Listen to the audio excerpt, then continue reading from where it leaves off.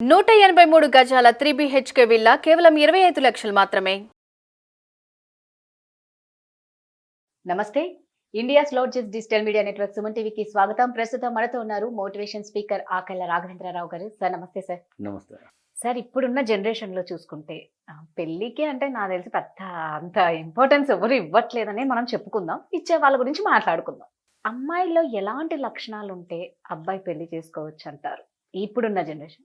At the same time అబ్బాయిలో ఎలాంటి లక్షణాలు ఉంటే అమ్మాయి పెళ్లి చేసుకుంటే వాళ్ళు హ్యాపీగా ఉంటారు?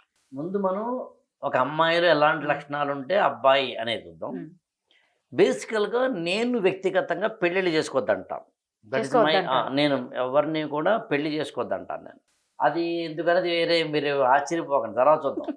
ఓకే, ఇంకొక ఎపిసోడ్ చేద్దాం అసలు పెళ్ళి ఎందుకు వద్దన్నా. చాలా ఇంపార్టెంట్ అది. ఓకే, ఒకవేళ పెళ్లి చేసుకుంటే అమ్మాయిలో ఎలాంటి లక్షణాలు ఉండాలి ఇవి అని చెప్పలేం. వినయము, విధేయత, వంట వచ్చినా రాదా, సంగీతం వచ్చినా రాదా, అత్తగారిని మామగారిని బాగా చూసుకుంటుందా లేదా, ఆమె అణకువ ఉందా లేదా, వినయము విధేయతలు ఉన్నాయా లేవా, లాంటి వాటికి సంబంధించిన పారామీటర్స్ 30, 40, 50 ఏళ్ల కిందట తప్ప ఇవాళ కాదు. ఇవాళ జనరేషన్ మారింది. ఇవాళ మనం ఫాస్ట్ జనరేషన్లో ఉన్నాం, ఇంటర్నెట్ జనరేషన్లో ఉన్నాం. అందుకని అమ్మాయిలో ఈ లక్షణాలు, ఇగో 5 లక్షణాలు, ఈ 10 లక్షణాలు ఉంటే నేను పెళ్లి చేసుకుంటాను అనేది రాంగ్. మరి అటువంటిప్పుడు ఎవరికి వాళ్ళు చూసుకోవాలి కదా. అందుకే నేను ఏమంటానంటే ఈ లక్షణాలను ఎలా అర్థం చేసుకోవాలో చెప్తా. ఫస్ట్ అండ్ ఫార్మోస్ట్ పాయింట్, పెళ్లి చేసుకోవాలి అనుకునే ఒక అబ్బాయి తనకు ఎలాంటి అమ్మాయి కావాలో క్లారిటీ ఇతనికి ఉండాలి. నీకుండాలి ఆ క్లారిటీ. ఆ క్లారిటీకి సంబంధించి ఇవాళ ఎక్కడెక్కడ మిస్ అవుతామో చెప్తాను. 4 పారామీటర్ల దగ్గర మిస్ అవుతాం. 1, జాబ్. మా ఆవిడ జాబ్ చేయాలా మానాలా, ఇది క్లారిటీ ఇతనికి ఉండాలి. 2, మా ఆవిడ రేపటి రోజున మా పేరెంట్స్ తోటి కలిసి ఉండడమా, మీ ఇద్దరం వేరే చోట ఉండడమా, క్లారిటీ ఉండాలి. 3, నేను ఎలాంటి కెరీర్ ఎంచుకోవాలనుకుంటున్నాను, ఆమె ఎలాంటి కెరీర్ సపోర్టర్గా ఉండాలనుకుంటున్నారు. నేను కనుక బిజినెస్ చేస్తే ఆమె నాకు పార్ట్నర్ అవ్వాలా, నేను జాబ్ చేస్తే ఆమె కూడా జాబ్ చేయాలా, నేను ఏ కారణం చేతనైనా రిస్క్ తీసుకుని ఏ సినిమా ఫీల్డ్లోకో రాజకీయ రంగంలోకి వెళ్ళాలనుకుంటే కనుక సపోర్ట్ చేస్తుందా. అసలు నేను అవన్నీ చేయనండి, హాయిగా చక్కగా పొద్దున్నే లేచేసి చిన్న జాబ్కి వెళ్ళిపోయి రాత్రి వచ్చాక జాబ్ నుంచి వచ్చేస్తాను సార్, చాలా సింపుల్ మిడిల్ క్లాస్ మెంటాలిటీతో బతికేస్తాను అంటే ఆమెకు కూడా అలాంటి మెంటాలిటీ ఉందా లేదా. So what exactly my career. First ఏమో ఆమె కెరీర్ సంగతి, థర్డ్ ఏమో నా కెరీర్ సంగతి, మధ్యలోదేమో అసలు ఉమ్మడి కుటుంబాల్లో ఉంటుందా ఉండక్కర్లేదా అలాంటి వాటికి సంబంధించింది. ఇంకా 4వది చాలా ఇంపార్టెంట్ పాయింట్ ఏంటంటే ఆమె నా యొక్క మనస్తత్వాన్ని ఎలా మిస్మ్యాచ్ ఆర్ మ్యాచ్ చేసుకోగలదు. ఆమె మనస్తత్వం ఏంటో అంటే తెలియాలి అంటే నీ మనస్తత్వం ఏంటో తెలియాలి. మనందరం చేసే అతిపెద్ద తప్పుడు పని ఏంటి చెప్పమంటారా? ఎదుటి వ్యక్తి గురించి ఆలోచిస్తాం, ఎదుటి వ్యక్తిని బ్లేమ్ చేస్తాం, ఎదుటి వ్యక్తి మీద నిందలు వేస్తాం, ఎదుటి వ్యక్తిని ఇలా ఉండమని అంటాం. విచిత్రం ఏంటంటే మనం ఉండం. సో మనం ఉన్నామా లేదా అన్నది పాయింట్. నా కోపం ఎక్కువ అండి, అయితే ఆమె కొంచెం శాంతమూర్తి అయి ఉండాలి. అందుని ఈ 4 పారామీటర్స్ని ఆధారం చేసుకొని ఆమెకి ఆ పారామీటర్స్ ప్రకారం నాకు జాబ్ కావాల్సిన అమ్మాయి అయితే ఆమె జాబ్ చేయగలదా లేదా చెక్ చేసుకోవాలి, ఆ లక్షణాన్ని చెక్ చేసుకోవాలి. నాకు జాబ్ చేయకూడని అమ్మాయి అయితే ఆమె చదువుకున్నా సరే జాబ్ చేయకూడదని చెప్పగలిగి ఉండాలి. మీకు చిన్న ఉదాహరణ చెప్తాను. రీసెంట్గా మనకి బాగా తెలిసిన అబ్బాయి, బాగా పెళ్ళైన తర్వాత ఆ అమ్మాయి జాబ్ చేయకూడదు అనేది పెద్దవాళ్ళందరూ అన్నారు. అంటే ఇంట్లోనే ఉండాలి, ఉమ్మడి కాపురంలో ఉండాలి, ఆమె జాబ్ చేయకూడదు అని. ఆ అమ్మాయి కూడా ఓకే అంది.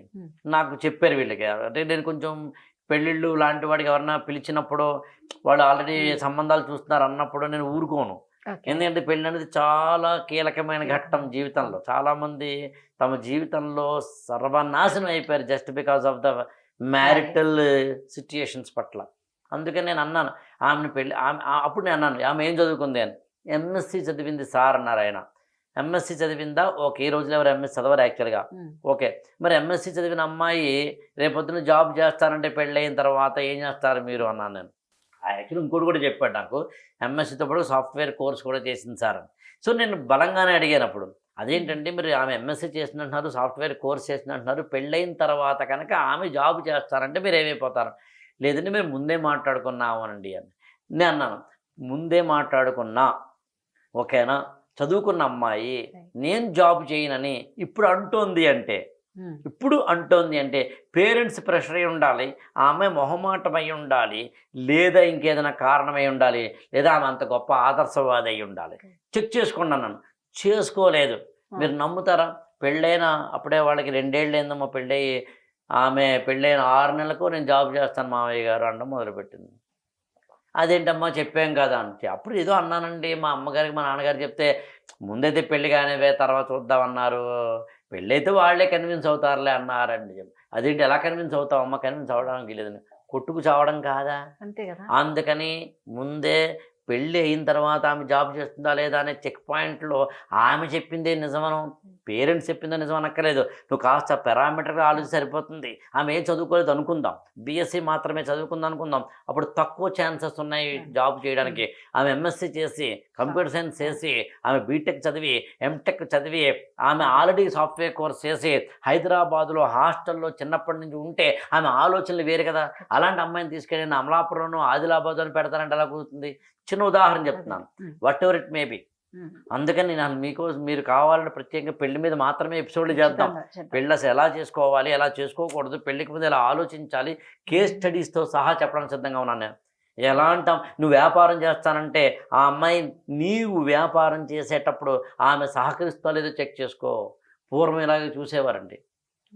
నేను మీ పూర్వం వాళ్ళు గొప్ప వాళ్ళని చెప్పడం ఉద్దేశం కాదు, కానీ అలా చూశారు, లేదా చూడకపోయినా సర్దుకున్నారు. ఇవాళ సర్దుకునేది లేదు కదా. సో అందుకని ఇవాళ చాలా, అందుకని ఏ లక్షణాలు అంటే ఇవి అని చెప్పలేం, కానీ నీకు సంబంధించి ఏ లక్షణాలు, ఆ లక్షణాల పారామీటర్స్లో ఇందాక నేను చెప్పిన 4 పాయింట్స్ మీద మాత్రం చూడగలిగి ఉండాలి. వీటన్నిటికీ ఇంకొంచెం చెక్ పాయింట్స్గా సోషల్ మీడియాలో ఆమె ఫేస్బుక్ ప్రొఫైల్ చూసినా, లేదా ఆమె ట్విట్టర్ అకౌంట్ చూసినా, ఆమె ఇన్స్టాగ్రామ్ రీల్స్ చూసినా కొంతవరకు ఆమె యొక్క మనస్తత్వం ఏంటో మనకు అర్థమవుతుంది. ఇక్కడ మనం జడ్జిమెంట్ ఇవ్వట్లేదు. అదేంటండి, ఆమె ఏదైనా ఒక సాంగ్ కావాలా అని సాంగ్కి డ్యాన్స్ చేసిందంటే, పాలు కావాలా నీళ్లు కావాలని డ్యాన్స్ చేసిందండి, ఇన్స్టాగ్రామ్లో పెట్టిందండి, అంత మాత్రం ఆమె క్యారెక్టర్ మీద మీరు మచ్చ వేసేస్తారా అంటే ఎవడో మచ్చలేయట్లేదు, ఎవడో బురదలేయట్లేదు, ఇక్కడ ఎవడో జడ్జిమెంట్ ఇవ్వట్లేదు. అంత ఓపిక మాకు లేదు. ఏం చెప్పదలుచున్నామంటే ఆ మనస్తత్వం ఏంటి అర్థమవుతుంది. ఓహో, ఒక ఆహ్లాదకరంగా చక్కగా రీల్స్ చేసుకుంటూ సమాజపు పోకడలకి భయపడకుండా ఉన్న ఒక లిబరల్, రెబల్, ఇండివిజువల్ పర్సనాలిటీ అన్నమాట. నీకు అలాంటి పర్సనాలిటీ కావాలా, మ్యాచ్ చేసుకో, లేకపోతే వేరే చోట చూసుకో. Simple logic. సో ఇప్పుడు మరి అమ్మాయిల గురించి మనం మాట్లాడుకున్నాం, ఇప్పుడు అబ్బాయిల గురించి ఏమంటారు? అబ్బాయిల్లో పెళ్లి చేసుకోవడానికి ముందు ఎట్లాంటి పారామీటర్స్ చూడాలి, లక్షణాలు చూడాలి అన్నప్పుడు అమ్మాయిలలాగే అబ్బాయిలకు కూడా ఉంటుంది. కాకపోతే ఏంటంటే కొంచెం అమ్మాయిల విషయంలో అబ్బాయిని సెలెక్ట్ చేసుకునేటప్పుడు చాలా క్లియర్గా కొన్ని విషయాలను మాత్రం అర్థం చేసుకోమంటాను నేను. అందులో మొదటిది ఏంటంటే, ప్రతి అమ్మాయికి తనకు తెలియకుండానో తనకు తెలుసో కొన్ని వాంఛలు ఉంటాయి. నేను వాంఛలు అనే పెద్ద సంస్కృత పదం చెప్తే జనాలకు అర్థం కాదేమో, కానీ కొన్ని డిజైర్స్ ఉంటాయి. కొంతమందికి జాబ్ చేయాలని మాత్రమే ఉంటుంది, కొంతమందికి ఏదో బిజినెస్ చేయాలని ఉంటుంది, కొంతమందికి జాబ్ చేయకూడదని ఉంటుంది. అందుకని ఒక అమ్మాయి ఒక అబ్బాయిని పెళ్ళికి ముందు సెలెక్ట్ చేసుకుని, లవ్లో కావచ్చు, పేరెంట్స్ తీసుకొచ్చిన సంబంధం కావచ్చు, ఈ అబ్బాయి నాకు సూట్ అవుతాడా లేడా అనుకునే పక్షంలో అర్థం చేసుకోవాల్సి ఏంటంటే, నేను పెళ్ళైన తర్వాత ఎలా బతకాలనుకుంటున్నానో క్లారిటీ తెచ్చుకొని దానికి సంబంధించినవి అతనికి చెప్పగలిగి ఉండాలి. అంటే నేను పెళ్ళైన తర్వాత బిజినెస్ చేద్దాం అనుకుంటున్నాను సార్, నేను పెళ్ళైన తర్వాత సినిమా ఫీల్డ్ వెళ్ళాలనుకుంటున్నాను సార్, నేను పెళ్ళైన తర్వాత నేను జాబ్ చేయాలనుకుంటున్నాను సార్, నేను పెళ్ళైన తర్వాత బెంగళూరులో ఉండాలనుకుంటున్నాను సార్, నేను పెళ్ళైన తర్వాత ఏదో హైదరాబాద్లో సాఫ్ట్వేర్లో చేయాలనుకుంటున్నాను సార్, నేను లా చేశాను కానీ లీగల్ ప్రాక్టీస్ చేయను సార్, నేను యాంకర్ చేయాలనుకుంటున్నాను సార్. నీకు ఏదైతే అనుకుంటున్నావో అప్పటికి ఎంతవరకు క్లారిటీ ఉంటే అదంతా మాత్రం ఆ అబ్బాయికి చెప్పు, అత్తమామలకి చెప్పు. అంతేకాని నువ్వు ప్రేమలో పడ్డప్పుడు కళ్ళకి గంతలు కట్టుకుని ప్రవర్తించకు. You be clear. ఆ ఎదుటి వ్యక్తికి అంటే కాబోయే అబ్బాయికి నీ పట్ల ఆ విధమైన లక్షణాలని ఉన్నాయో లేవో చెక్ చేసుకో. నీకు స్వేచ్ఛ ఇవ్వాలనుకుందాం, ఇవ్వగలడా లేదా చెక్ చేసుకో. నేను జాబ్ చేయను కానీ ఇతనికి జాబ్ చేసే పెళ్ళం కావాలేమో చెక్ చేసుకో. అంటే ఇక్కడ చెక్కింగ్ ఎంత ఇంపార్టెంట్ అంటే నువ్వు ఎన్ని రకాలుగా 360 degrees యాంగిల్లో నువ్వు ఎన్ని రకాలుగా చెక్ చేస్తావు అన్నది పాయింట్.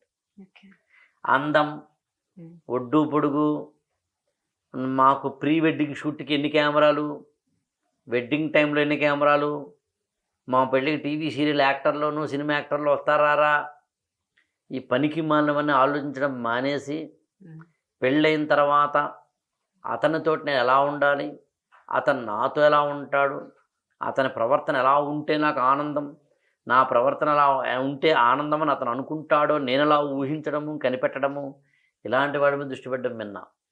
ఇది మోస్ట్ ఇంపార్టెంట్. అంతేగాని పెళ్ళైన తర్వాత చూసుకుందామని అంటే చూసుకోవడానికి ఏమి ఉండదు.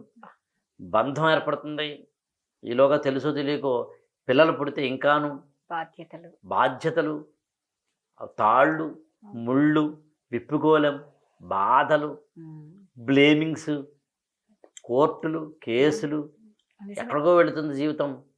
అంటే ఇవన్నీ తెలుసో తెలియకో దిగిపోయిన వాళ్ళ గురించి మనం మాట్లాడట్లేదు, వాళ్ళని ఎవరిని మనం తప్పట్లేదు, కానీ దిగబోయే వాళ్ళకి మాత్రం కొంచెం ఎక్కువే కాషన్ చేస్తున్నాం. అది సామాజిక బాధ్యత అని నేనైతే ఫీల్ అవుతాను.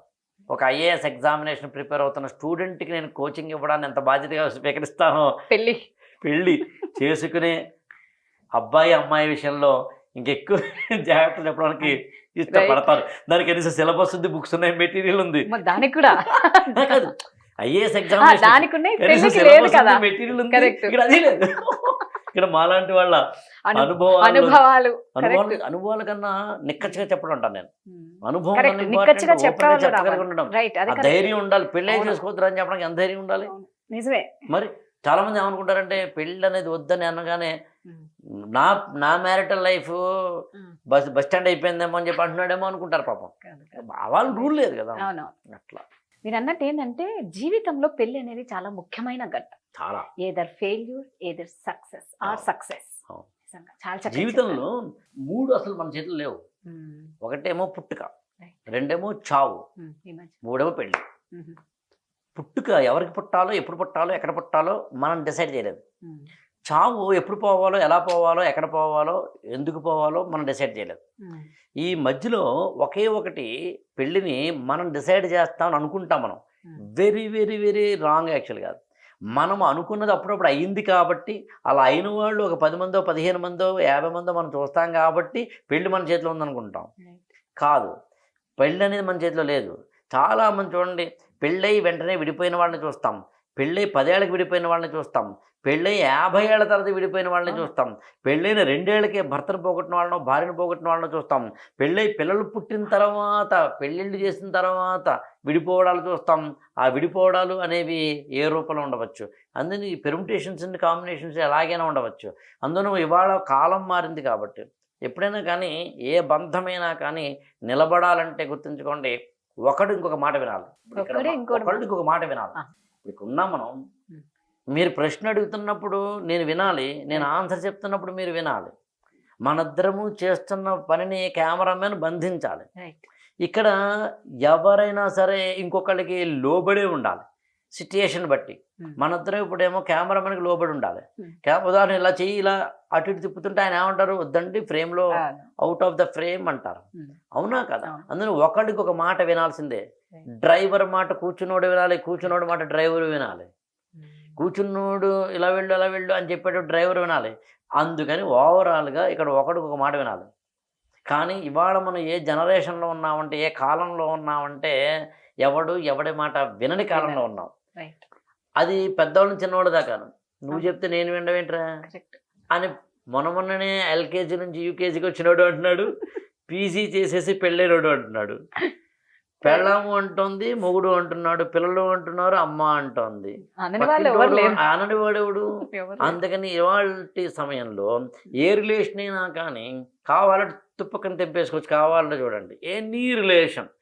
బస్సులో వెళ్తున్నాం సూర్యాపేట దాకా, పక్కండి బాగుండలేదు, బస్సు డ్రైవర్ ఆపోయా ఈడెవడ నసగాడు అని దిగిపోవచ్చు. కావాలంటే నీకు దిగిపోయే దమ్ముంటే చాలు, చేతిలో డబ్బులు ఉంటే చాలు. జాబ్, సార్ నేను మీ దగ్గర పని చేయలేకపోతున్నాను సార్, రిజిగ్నేషన్ తీసుకోండి. డాక్టర్, సార్ ఎందుకు నాకు మీరు నచ్చలేదు సార్, వేరే డాక్టర్ దగ్గర వెళ్తాను సార్. ఎవ్రీథింగ్ నీ చాయిసెస్ ఉన్నాయి. ఒకే ఒక చోట చాయిస్ లేదు, ఆ చాయిస్ పేరు పెళ్ళి. పెళ్లి కరెక్ట్. అక్కడ జాగ్రత్తగా ఉండకపోతే ఎట్లా? రెండు, మిగతా అన్ని బంధాలు ఏదో ఒక కోణంతో ముడిపడి ఉంటుంది. ఎమోషనల్ బాండింగ్ ఫ్రెండ్ అయితే కనుక, ఫినాన్షియల్ బాండింగ్ ఎంప్లాయ్మెంట్ అయితే కనుక, కానీ అన్నీ ఉన్నది ఒక చోటే, అదే పెళ్ళి. నువ్వు శరీరాన్ని కూడా ఇచ్చేస్తావు, శరీరాన్ని ఇస్తావు, నీ యొక్క ఎమోషన్ ఇస్తావు, నీ డబ్బుల్ని ఇస్తావు, నీ సీక్రెట్ని ఇస్తావు, నీ నగ్నత్వాన్ని ఇస్తావు. ఇన్ని ఇస్తున్న దాంట్లో నువ్వు జాగ్రత్తగా ఉండంటే ఎట్లా? చాలా చక్కగా చెప్పారు సార్. Thank you.